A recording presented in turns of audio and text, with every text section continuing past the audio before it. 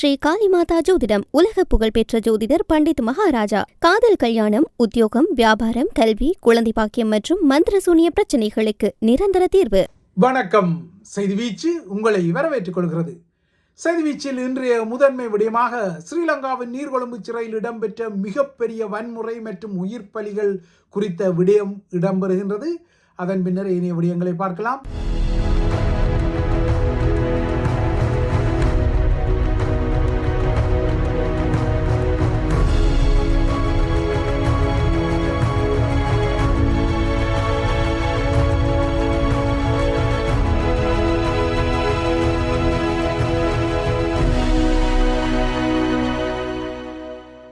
ஸ்ரீலங்காவின் நீர்கொழும்பு சிறையில் இன்று இரண்டாவது நாளாக ட்ரக் கார்த்தல் மாபியா எனப்படும் போதை பாதாள கிங் பின் முகங்களால் பெரும் கலவரம் சூத்திரமாக நடத்தப்பட்டிருக்கின்றது. இந்த பெரும் கலவரம் பெரும் உயிர் பலிகளை எடுத்திருக்கின்றது.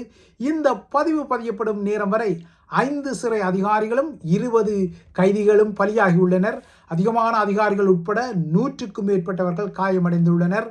காயமடைந்த அதிகாரிகள் மற்றும் காயங்களுக்கு இலக்கான கைதிகளில் அநேகமானவர்கள் உயிர் ஆபத்து காயங்களுக்கு உள்ளானதால் பலிகளின் எண்ணிக்கை உயரக்கூடும் என அஞ்சப்படுகின்றது. இந்த பதிவு பதியப்படும் போது வரை சிறைக்குள் பல துப்பாக்கி வேட்டு சத்தங்கள் கேட்டுக்கொண்டே இருக்கின்றன. இந்த சிறை கலவர செய்தி அனைத்துலக ஊடகங்களிலும் முதன்மை செய்தியாக இடம் பிடித்து வருகின்றது. நேற்று நடந்த கலவரத்தில் 2 சிறை கைதிகள் பலியான நிலையில் இன்று காலை ஏற்பட்ட மிக மோசமான 2ஆம் நாள் வன்முறை மற்றும் தாக்குதல் சம்பவத்தில் ட்ரக் கார்த்தல் மாபியா கைதி குண்டர்கள் அதிகாரிகள் மற்றும் படையினர் மீதும் எதிர் மாபியா அணி கைதிகள் மீதும் மூர்க்கத்தனமான தாக்குதல்களை நடத்தி இந்த மோசமான வன்முறைகள் மற்றும் பலியெடுப்புகளை செய்திருக்கின்றனர். காயமடைந்தவர்கள் தற்போது நீர்கொழும்பு மற்றும் கொழும்பு மருத்துவமனைகளுக்கு கொண்டு செல்லப்பட்டுள்ளனர்.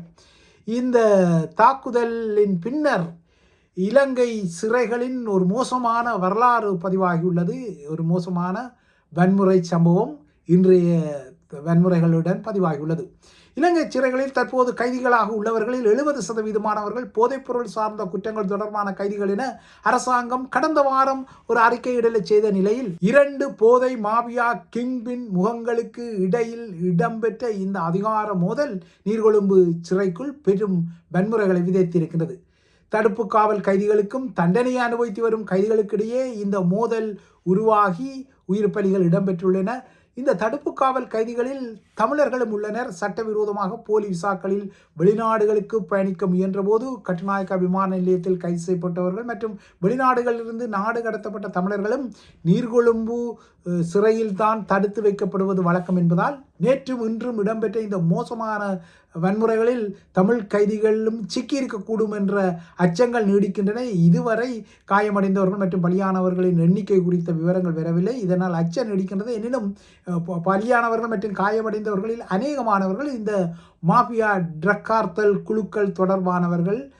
இதனை விட அந்த குழுக்களால் தாக்குதலுக்கு உள்ளான அதிகாரிகளும் காயமடைந்திருக்கின்றனர், பலியாகியும் உள்ளனர். ஏற்கனவே அந்த விடயங்கள் வந்திருக்கின்றது. நேற்று இடம்பெற்ற சிறை கலவரத்தை விசாரிக்க ஒரு சிறப்பு ஆணைக்குழு இல்லையென்றால் புலனாய்வு குழு நியமிக்கப்படும் என ஸ்ரீலங்காவின் சிறை ஆணையாளர் நாயகம் இன்று காலை அறிவித்த பின்னர் தான் மோசமான 2ஆம் கட்ட வன்முறைகள் பரவி இருந்தன. நீர்கொழும்பு சிறைக்குள்ளே ட்ரக் கார்த்தல் கிங்பின்கள் நடத்திய இந்த 2 நாள் கலவரம் ஸ்ரீலங்கா அரசாங்கத்தை புதிய அதிர்ச்சிக்கு உள்ளாக்கியதுடன் போதைப் பொருளுக்கு எதிரான இல்லையென்றால் பாதாள உலக குழுக்களை ஒடுக்கும் அதன் நகர்வுகளுக்கும் ஒரு புதிய சவாலை விடுத்திருக்கின்றது. ஏற்கனவே கூறியது போல இலங்கை சிறைத்துறையில் நடந்த மிக கடுமையான மிக மோசமான வன்முறை சம்பவங்களாக நேற்றைய இன்றைய சம்பவங்கள் பதிவாகியுள்ளன. ஸ்ரீலங்காவின் வெலிக்கடை சிறைக்குள் 1983ஆம் ஆண்டு இதே ஜூலை மாதம் இடம்பெற்ற தமிழ் அரசியல் கைதிகள் மீதான மிக குரூரமான பச்சை குருதி படுகொலைகளுக்கு இன்று வரை நீதி வழங்காத நிலையில் இந்த சிறை அதிகாரிகள் மற்றும் அரசியல் அதிகாரிகள் இந்த மாபியா குழுக்களின் பின்னணியில் இருப்பதால் அன்று வழங்கப்படாத இந்த நீதி இன்று இன்னொரு சிறையில் மிகப்பெரியதொரு வன்முறையை விதித்திருக்கின்றது. இந்த சிறை அதிகாரிகளை பொறுத்தவரை அவர்களும் மாபியாக்களுடன் தொடர்பு கொண்டவர்கள். சிறை அதிகார தலைகள் மற்றும் அரசியல் தலைகள் எல்லாம் இந்த மாபியாக்களுடன் தொடர்பு கொண்ட நிலையில்தான் இவ்வாறான பெரும் வன்முறைகள் சிறைக்குள்ளேயே இடம்பெறுகின்றன. சிறைக்குள்ளேயே மாபியா தலைகள் போதை வணிகத்தை இயக்கும் நிலையில்தான் இந்த அதிகார மோதலில் இந்த சம்பவங்கள் வந்திருக்கிறது. ஸ்ரீலங்கா சிறையில் சிறை அதிகாரிகள் மாபியாக்களுடன் கூடிக்குழவுவது, மாபியா தலைகளுக்கு சிறைக்குள்ளேயே அவர்கள் ஒரு கொடிய கைதிகளாக இருந்தாலும் வசதி வாய்ப்புகள் மற்றும் வெளியுலக தொடர்பாடல் வாய்ப்புகள், கைத்தொலைபேசிகள் போன்றவற்றையெல்லாம் வழங்கி அவர்கள் கைதிகளாக இருந்தாலும் உள்ளே அவர்கள் ஒரு ராஜாக்களாக பராமரிப்புடைய நிலையில்தான் இந்த மாபியா வலையமைப்பு சிறைக்குள் இருந்தே உள்ளே இருந்து இயக்கப்படும் நிலையில் ஒரு மோசமான வன்முறை இடம்பெற்றிருக்கின்றது.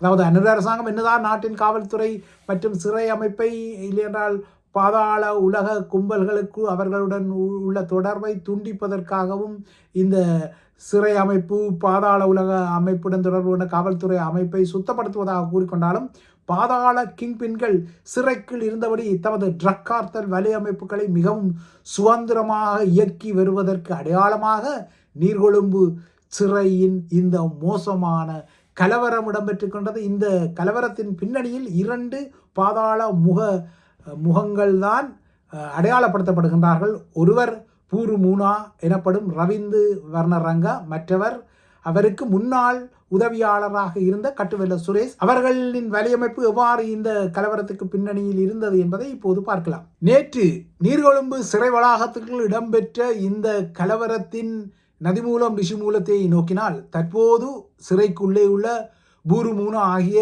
ரவிந்து வர்ணரங்கா என்ற போதை பாதாள உலக கிங்பின்னுக்கும் அவரது முன்னாள் உதவியாளராக இருந்த கட்டுவெல்ல சுரேஷ் என்கின்ற இன்னொரு குட்டி கிங்பின்னுக்கும் இடையிலான போட்டியின் விளைவாகவே இந்த மோதல்களும் வன்முறைகளும் இடம்பெற்றுள்ளன.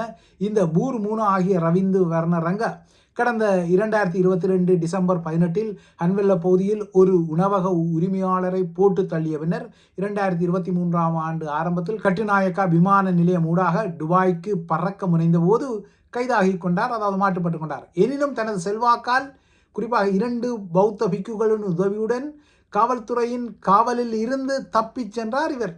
எனினும் கட்டுநாயக்கா காவல்துறை பின்னர் அவரையும் அவருக்கு உதவிய பிக்குகள் உட்பட்டவர்களையும் தூக்கி உள்ளே போட்டது. எனினும் சிறைக்கு உள்ளே இருந்தபடி இன்று வரை பூரு மூனா தனது போதை வணிகத்தை தனது உதவியாளரான கட்டுவெல்ல சுரேஷுடன் இணைந்து நடத்தி வரும் நிலையில்தான் சில வாரங்களுக்கு முன்னர் தானும் ஒரு தனி பொஸ்ஸாக வர வேண்டும் என்ற ஒரு ஆசை அவரது உதவியாளரான கட்டுவெல்ல சுரேஷுக்கு வந்தது. அதாவது தனது முன்னாள் பொஸ்ஸான பூரு மூனாவிடமிருந்து விலகி தனிவழி என தனக்கென தனியாக ஒரு போதைப்பொருள் சாம்ராஜ்யத்தை உருவாக்கி அதன் மூலமாக நீர்கொழும்பு சிறைக்குள் இருந்து அவர் அந்த நகர்வுகளை செய்யும் வகையில் நடவடிக்கைகள் எடுத்தார். சிறைக்குள் நடைபெற்ற இந்த ரகசிய போதைப்பொருள் கடத்தல் எதிராளியான பூரு மூனாவின் சரக்குகள் தொடர்பான தகவல் கசிவுகளையும் இந்த கட்டுவெல்ல சுரேஷ் தரப்பு வெளியே விட்டதால் இந்த முரண்பாடு பெரிதாக வெடித்திருக்கின்றது. தனது முன்னைய பங்காளியான கட்டுவெல்ல சுரேஷ் தனது சரக்குகளை காட்டி கொடுத்து துரோகம் செய்து விட்டதாக பூரு மூனா காட்டிய எதிர்ப்பு தான் நேற்று 2 தரப்பு கைதிகளையும் எதிரெதிர் அணியில் கடுமையாக மூர்க்கத்தனமாக மோத வைத்து நீர்கொழும்பு சிறையில் பெரும் கலவரத்தை உருவாக்கியிருந்தது. கட்டுவெல்ல சுரேஷின் இந்த நீர்கொழும்பு சிறை ராஜ்யம் குறித்து சில நேர்மையான சிறை அதிகாரிகள் சிறை கண்காணிப்பாளரின் காதுகளுக்குள் போட்டிருந்தும் நடவடிக்கைகள் முறையாக எடுக்கப்படவில்லை. இதன் பின்னர் தான் நேற்று காலை 2 குழுக்களும் முதற்கட்டமாக முரண்பட்டு கொண்டனர், மோதிக்கொண்டனர். ஆனால் காலையில் தொடங்கிய அந்த உரசல் மதிய உணவுக்கு பின்னர் பெரும் மோதலாகவும் வன்முறையாகவும் வெடித்தது. 2 கிங்பின்களின் குண்டர்களும், அதாவது கைதி குண்டர்களும் சிறைக்குள் ஆயுதங்களாக கிட்டிய இரும்பு கம்பிகள், கற்கள் மற்றும் பல்வேறு பொருட்களை பயன்படுத்தி எதிர்ப்பரப்பு குழுக்களை, அதாவது கைதிகளை கொடூரமாக தாக்க தலைப்பட்டனர். சிலர் உயர் பாதுகாப்பு சிறை கூடங்களையும் வலுக்கட்டாயமாக திறந்து அதற்குள் இருந்த எதிர்த்தரப்பு கைதிகளையும் தாக்கிக் கொண்டனர். இந்த கலவரத்துக்குள் சிறையின் மருந்தகமும் உடைக்கப்பட்டது, அது சூறையாடப்பட்டது. அங்கிருந்த வலி நிவாரண பொருட்களை, மாத்திரைகளை, தமக்கு அவற்றையும் போதை கிட்டும் மாத்திரைகளை நினைத்து கைதிகள் ஒட்டுமொத்தமாக அந்த வலி நிவாரண மாத்திரைகளை சூறையாடி அவற்றை அதிக அளவில் உட்கொண்ட பின்னர்தான் இந்த மோசமான கலவரங்களை செய்தனர். இந்த கலவரம் சிறை அதிகாரிகளால் கட்டுப்படுத்த முடியாத அளவுக்கு மோசமாக நகர்ந்ததை அடுத்து தான் சிறையின் பெண்கள் பிரிவில் இருந்த பாதாள குயின்களில் கட்டுவெல்ல சுரேஷ் அணியின் சார்பான சில குயின்கள் சிறையின் கூரை மீது ஏறி போராட்டங்களில் ஈடுபட சிறை வளாகமே மோதல் களமாகியது. அதாவது பெண் பாதாள குயின்களும் இந்த மோதல்களில் ஈடுபட்டிருக்கின்றார்கள். இது ஸ்ரீலங்காவின் சிறை வரலாற்றிலும் ஒரு பதிவாக இருக்கின்றது. கைதிகளின் வன்முறைகள் சிறை வளாகத்தின் பாதுகாப்பை முற்றாக கட்டுப்பாட்டை இழக்க வைத்தது. இதன் பின்னர் தான் அரசாங்கம் உஷாரடைந்து சிறைக்குள் நிலைமை மோசமடைந்தால் இங்கே பாரிய சிறையுடைப்பு இடம்பெற்று விடுமோ என்ற ஒரு அச்சத்தை உருவாக்கி அரசாங்கம் உடனடியாக சிறையின் வெளிப்புற பாதுகாப்பை வலுப்படுத்த இராணுவத்தையும் சிறப்பு அதிரடிப்படையினரையும் அதாவது எஸ்டிபியையும் நேற்று மாலை களமிறக்கி ஒரு அளவுக்கு ஒரு வெளி வளையத்தை உருவாக்கி ஒரு கட்டுப்பாட்டுக்கு நிலைமையை கொண்டு வர ஒரு நகர்வு எடுத்தது. இதற்கிடையே இஸ்ரேலில் இடம்பெற்ற இந்த கலவரம் குறித்து கேள்விப்பட்ட கைதிகளின் உறவினர்கள் உள்ளே உள்ள தமது உறவினர்கள் குறித்த தரவுகளை அறிவதற்காக சிறைக்கு வெளியே கூடியதால் அவர்கள் அந்த விவரங்களை உடனடியாக கோரியதால் சிறை அதிகாரிகளால் அவர்களுக்கு முறையான பதில்களை வழங்க முடியாதால் சிறைக்கு வெளியேயும் ஒரு பதட்டமான சூழல் ஏற்பட்டது. குறிப்பாக கைதிகளின் உறவினர்களுக்கும் படைத்தரப்புக்கும் இடையே ஒரு பதட்டமான சூழல் நேற்று மாலை ஏற்பட்டது. இதன் பின்னர் தான் இந்த மோதல் கட்டுப்பாட்டுக்குள் கொண்டு வரப்பட்டதாக ஸ்ரீலங்கா சிறைச்சாலை ஆணையாளர் ஏசி கஜநாயக்கா அறிவித்துக் கொண்டார். இந்த சம்பவத்தில் 2 பலியாகி மொத்தமாக 36 பேர் காயமடைந்ததாகவும் அறிவித்துக் கொண்டார். நீர்கொழும்பு சிறைச்சாலையை பொறுத்தவரை அங்குள்ள பிரிவுகளில் பெரும் இட நெருக்கடியுடன் தற்போது 2400க்கும் மேற்பட்ட கைதிகள் தடுத்து வைக்கப்பட்டுள்ளனர். இவர்களில் தமிழர்களும் உள்ளனர். ஸ்ரீலங்கா சிறைகளை பொறுத்தவரை அவற்றில் 10,000க்கு அன்னளவாக 10,000 கைதிகளைத்தான் அடைத்து வைக்கக்கூடிய வசதி வாய்ப்புகள் இருந்தாலும் தற்போது ஸ்ரீலங்காவின் சிறைச்சாலைகளில் 30,000க்கும் மேற்பட்ட கைதிகள் இருப்பதால் பெரும் இட நெருக்கடியும் மோசமான சூழலும் இருக்கின்றது. இதனை ஏற்கனவே அனைத்துலக மனித உரிமை அமைப்புகள் எல்லாம் சுட்டி காட்டியுள்ளன. ஆயினும் அரசாங்கங்களால் இந்த நிலைமையை மாற்றுவதற்கு போதுமான நகர்வுகள் எடுக்கப்படவில்லை. இதற்கிடையே ஏற்கனவே கூறியது போல நீர்கொழும்பு சிறையில் தமிழர்களும் கைதிகளாக உள்ளனர். சட்டவிரோதமாக போலி விசாக்களில் வெளிநாடுகளுக்கு பயணிக்க முயன்ற போது கட்டுநாயக்க விமான நிலையத்தில் கைது செய்யப்படுபவர்கள் மற்றும் வெளிநாடுகளிலிருந்து நாடு கடத்தப்படுபவர்கள் போன்றவர்களும் இங்குதான் தடுத்து வைக்கப்படுவது வழமை. அதில் தமிழர்களும் இருக்கின்றார்கள். அந்த வகையில் நேற்று நீர்கொழும்பு சிறையில் ஏற்பட்ட மோதலில் தமிழ் கைதிகள் பாதிக்கப்பட்டதை உறுதிப்படுத்த இன்னமும் பாதிக்கப்பட்டவர்களின் பெயர்கள் தொடர்பான தகவல்கள் அதிகாரபூர்வமாக வெளியிடப்படவில்லை என்பதால் இப்போதைய நிலையில் இந்த வன்முறைகளில் தமிழ் கைதிகள் தாக்கப்பட்டனரா, பாதிப்பை அடைந்தனரா அல்லது அவர்கள் பாதிக்கப்படவில்லையா என்பதை உறுதியாக கூறக்கூடிய ஆதாரங்கள் இன்னமும் வரவில்லை. இதற்கிடையே நீர்கொழும்பு சிறை கலவரங்கள் இடம்பெற்ற பின்னர் அந்த சம்பவத்துடன் தொடர்புடையதாக இல்லாமல் இருந்தாலும் கட்டுநாயக்கா விமான நிலையம் உட்பட்ட விமான நிலையங்களில் 5 கிலோமீட்டர் தூரத்துக்குள் 300 அடி உயரத்துக்கு மேல் ட்ரோன்கள் மற்றும் பட்டங்களை பறக்க விடுவதற்கு இன்று மீண்டும் அவசரமான தடை விதிக்கப்பட்டது. ஏற்கனவே இவ்வாறான தடை விதிக்கப்பட்டாலும் மீண்டும் அந்த தடை இன்று ஒரு புதிய எச்சரிக்கையாக அறிவிக்கப்பட்டது. சில வேளைகளில் நீர்கொழும்பு சிறை கலவரங்கள் தொடர்பான செய்திகள் மற்றும் ஆவணங்களுக்காக ஊடக நிறுவனங்கள் ட்ரோன் கேமராக்களை பயன்படுத்தி நீர்கொழும்பு சிறைக்கு மேலே அதாவது வான்வெளியில் இந்த ட்ரோன் கேமராக்களை பறக்க விடக்கூடும் என்ற எச்சரிக்கையால் இன்று இந்த கட்டுநாயக்க விமான நிலைய சுற்றாடலில் 5 மைல் சுற்றாடலில் எந்த ட்ரோன்களோ அல்லது பட்டங்களோ பறக்க விடப்படக்கூடாது என்ற வகையில் இந்த கடுமையான அறிவுறுத்தல் வந்திருக்கின்றதோ தெரியவில்லை. ஆனால் விதிமுறைகளை மீறுபவர்கள் மீது கடும் சட்ட நடவடிக்கை எடுக்கப்படலாம் என எச்சரிக்கப்பட்டதாக தெரிகின்றது. இந்த பதிவு பதியப்பட்ட நேரத்தில் நீர்கொழும்பு சிறை வளாகம் மீண்டும் 2ஆம் நாள் பதற்ற நிலைமைகளுக்குள் இருப்பதை அவதானிக்க முடிந்தது. மேலதிக விவரங்களை நீங்கள் செய்திகளின் வாயிலாக அறிந்து கொள்ள முடியும். இவை இலங்கை தொடர்பான விடயங்கள். அடுத்து இன்றைய உலக நிலவரங்களை நோக்கினால் உலக கிண்ண கால்பந்தாட்ட போட்டி உலுக்கங்கள் மற்றும் சர்ச்சைகள் மற்றும் ஈரானின் முன்னாள் அதிஉயர் ஆன்மீக தலைவர் அயத்துல்லா அலி கமேனியின் இறுதி ஊர்வலம் இன்று நடைபெறும் நிலையில் அவையெல்லாம் முக்கிய உலக விடயங்களாக உள்ளன. இறுதி பிரார்த்தனைகளுடன் கமேனியின் இறுதி ஊர்வலம் இன்று காலை தெஹ்ரானின் இமாம் ஹோசைன் சதுக்கத்திலிருந்து ஆசாதி சதுக்கம் வரையிலான 10 கிலோமீட்டர் தூர பயணத்தில் தற்போது நடைபெற்று வருகிறது. இந்த பதிவு பதியப்படும் போது இறுதி ஊர்வலத்தில் தெஹ்ரானில் இதுவரை இல்லாத அளவிற்கு மிகப்பெரிய மக்கள் திரள் நிலை கூடியுள்ளது. இந்த ஊர்வலத்தின் பின்னர் கமேனியின் உடல் ஈரானின் ஹோம் நகருக்கும் அதன் பின்னர் அயல் நாடான ஈராக்கில் உள்ள நகரங்களுக்கும் கொண்டு செல்லப்பட்டு இறுதியில் எதிர்வரும் 9ஆம் தேதி எதிர்வரும் வியாழக்கிழமை கமேனி பிறந்த இடமான மஷ்ஹத்தில் உள்ள இமாம் ரெஷா நினைவிடத்தில் அவரது உடலம் அடக்கம் செய்யும் நிகழ்ச்சி நிரல்கள் உள்ளன. இவைதான் ஐபிசி தமிழின் செய்தி வீச்சு. தொடர்ந்து ஐபிசி தமிழுடன் இணைந்திருங்கள்.